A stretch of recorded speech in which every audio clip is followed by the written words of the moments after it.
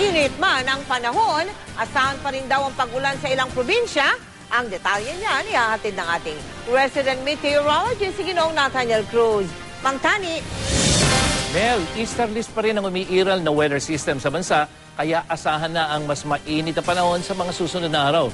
Pero hindi ibig sabihin nito na simula na ng tag-init.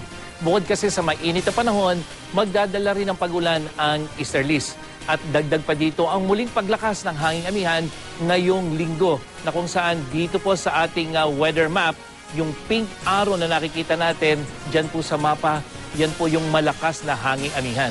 Samantala, malaki ang posibilidad ng mahinang pag-ulan sa iba pang bahagi ng Luzon, lalong-lalo na dito sa may Cagayan Valley at sa mga probinsya ng Aurora at Quezon. Pero dito sa Metro Manila, may maliit na tsansa lamang ng pag-ulan sa gabi at makikita rin natin dito sa init factor yung maalinsangan na panahon lalo na sa tanghali. Yun pong 34 degrees Celsius na forecast temperature, 37 degrees Celsius po yung ating pakiramdam. Parang may sinat na yan, Mel.